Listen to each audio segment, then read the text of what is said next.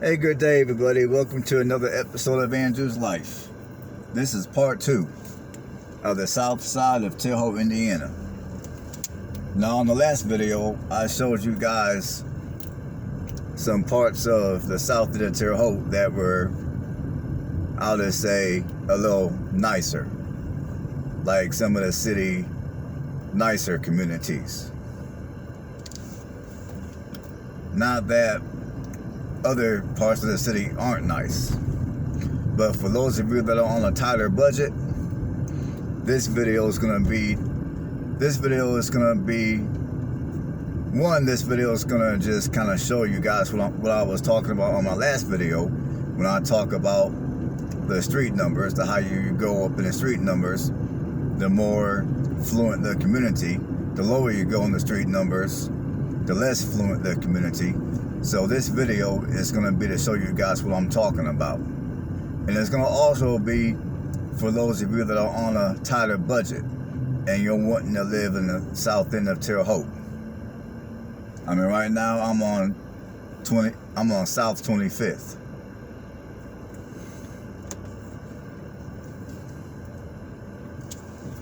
We're going to go down from this area.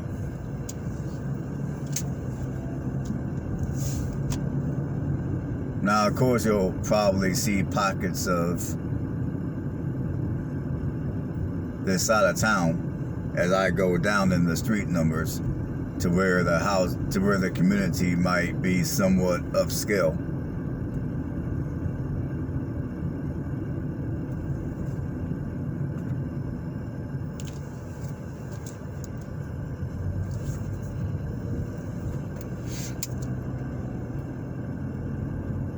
But I would say for the most part, the communities that you'll see are going to be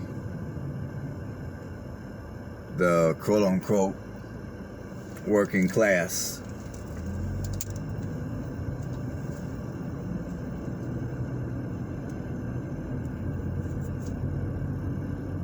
All the way down to the quote-unquote working poor. Now, if you live in a community that's classified as a working poor, don't feel bad. There's nothing wrong with it. You know what I mean? You can be just as happy and safe in a poor community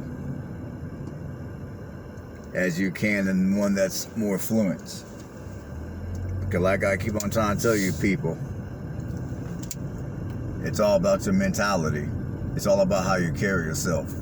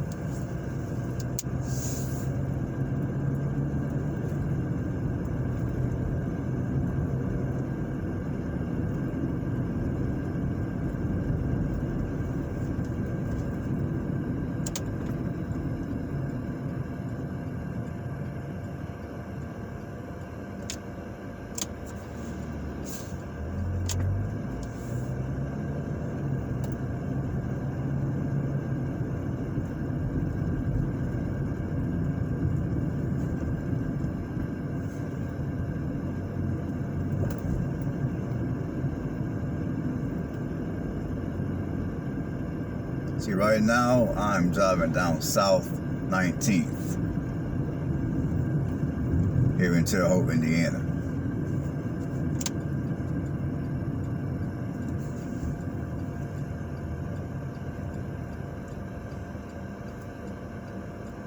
See, just bear in mind as this video progresses, I'm going lower and lower in the street numbers.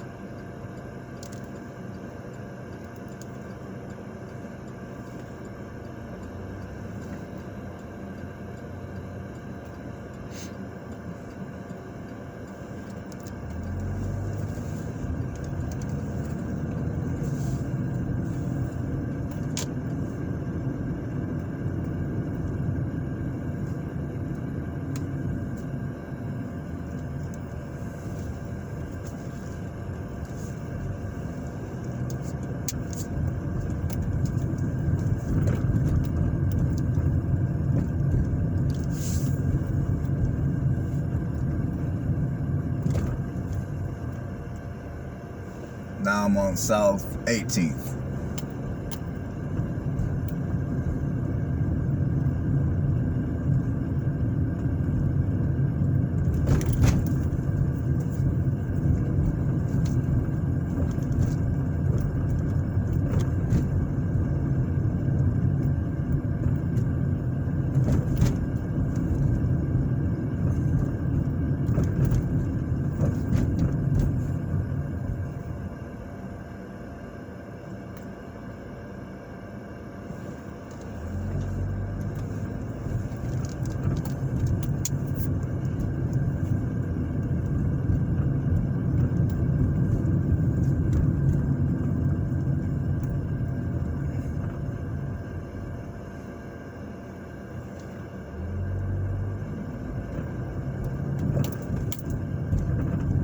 And I'm pretty sure at this point you guys can see that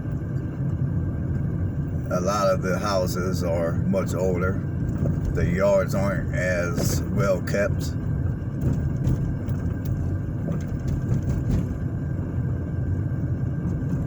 As they were when I was higher in the street numbers.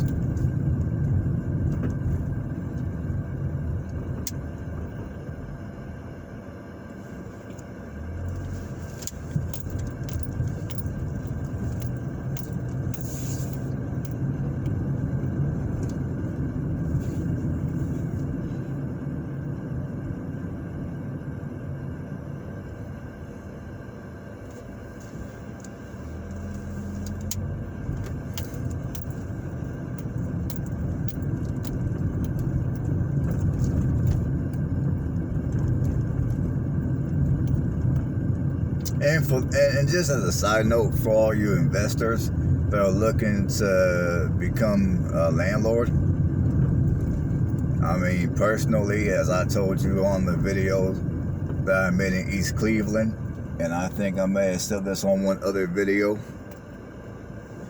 I personally do not suggest that you be a long distance landlord, because I mean, obviously it's your money, it's your house. If you buy it, do whatever. But personally, I would not suggest you become a long distance landlord, because if you do and something happens, you're not going to be around to monitor nor control this situation.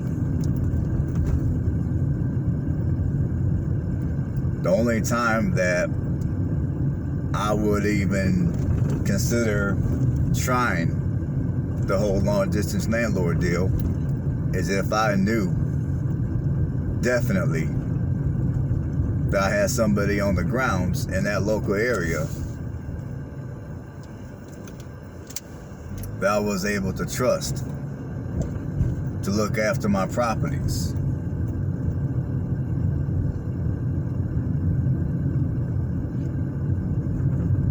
But if you don't have somebody on the grounds that you're able to trust, I would not suggest you be a long distance landlord.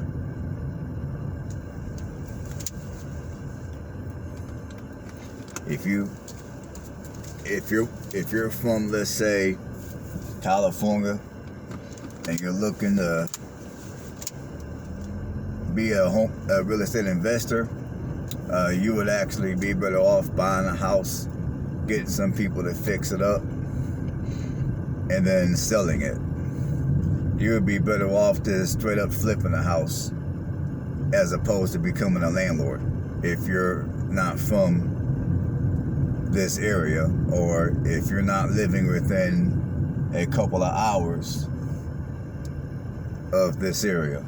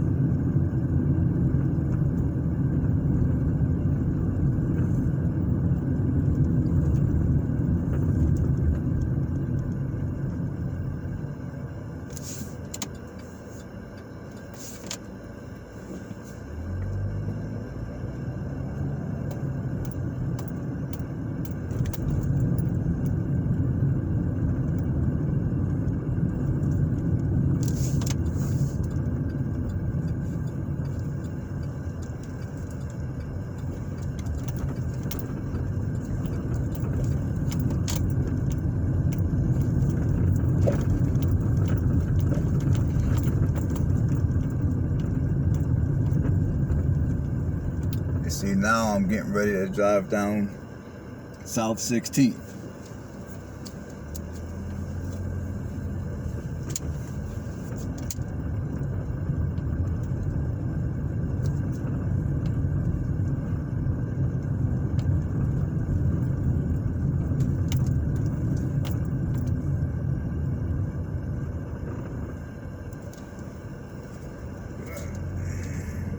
We're gonna take a quick detour. I want you guys to just kind of take a good look at this area, just so you guys get exactly what I mean by going up and down in the street numbers in terms of the overall quality of the neighborhood.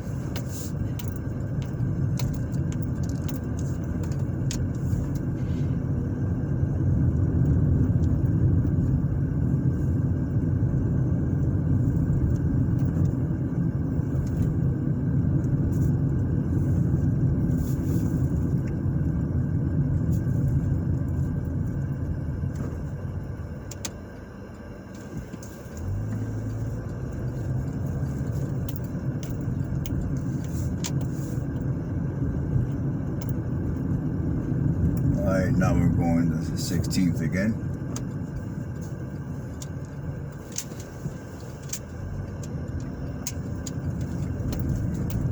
Take a good look at 16th from this direction.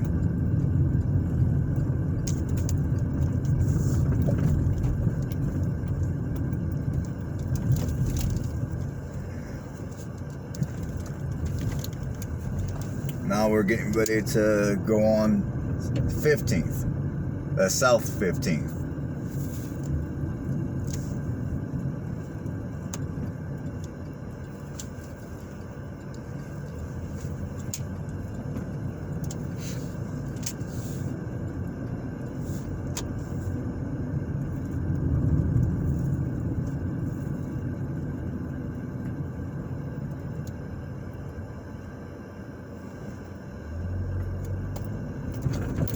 And some of these areas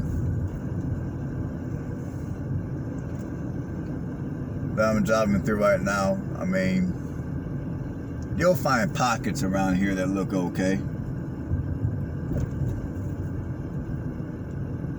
You just have to know where to look.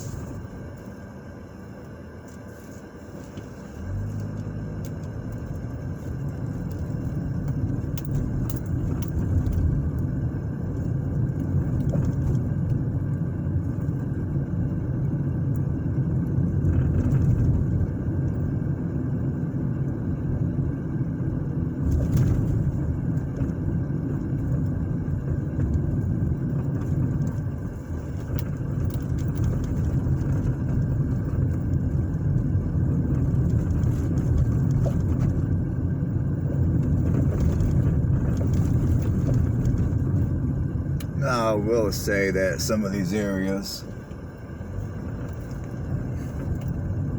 that are a little closer into downtown are the city, I believe, or the city's historic district. Like the street I'm driving down right now, I believe is the city's historic district.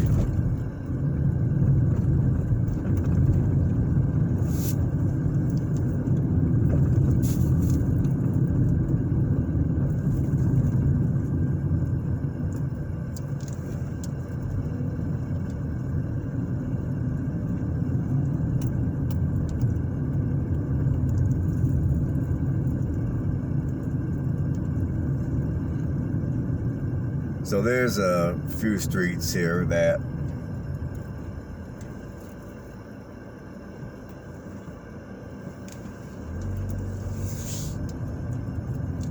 have a lower street number, but it's not the ghetto.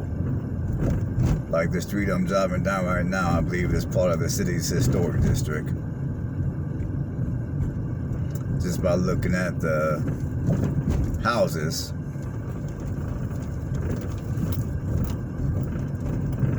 To me, it resembles the city's historic district.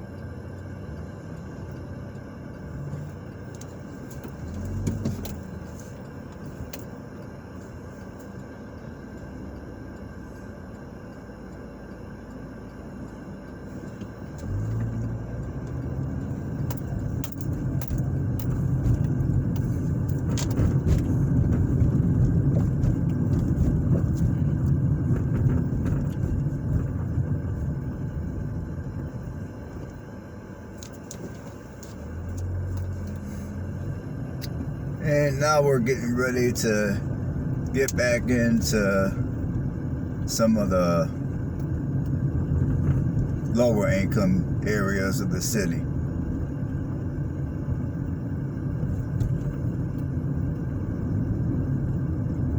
Well, we're getting ready to get back into the area because we were in that area a minute ago before I got off into the historic district.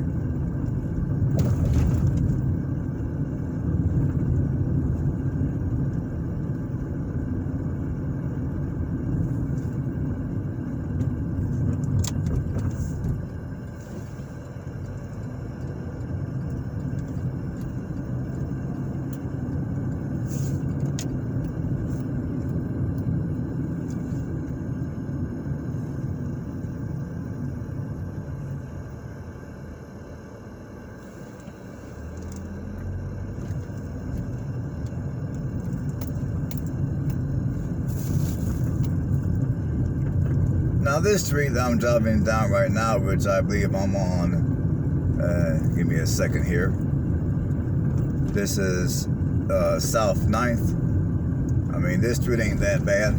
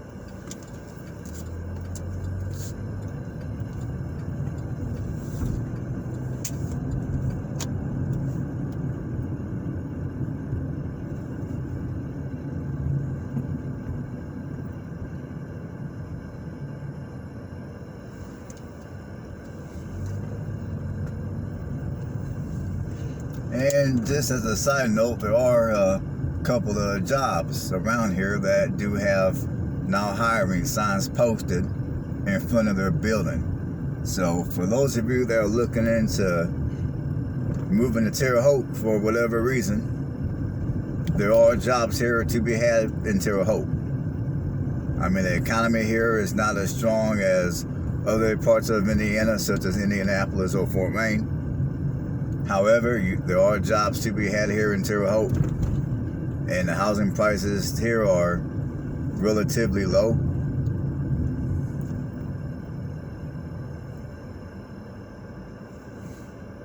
So, if you're wanting to move here to Terre Haute, there are jobs to be had, and there's plenty of low-price houses here in this city of Terre Haute.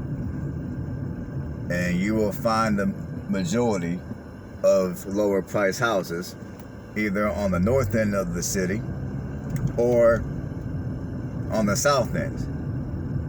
The super cheap houses on the south end, of course, as I showed you on this video, will be from the teens on down. I mean, that would be from the street numbers in the teens on down. So, I'm going to end this video right here. Everybody have a good one, and I will see you guys on the next video.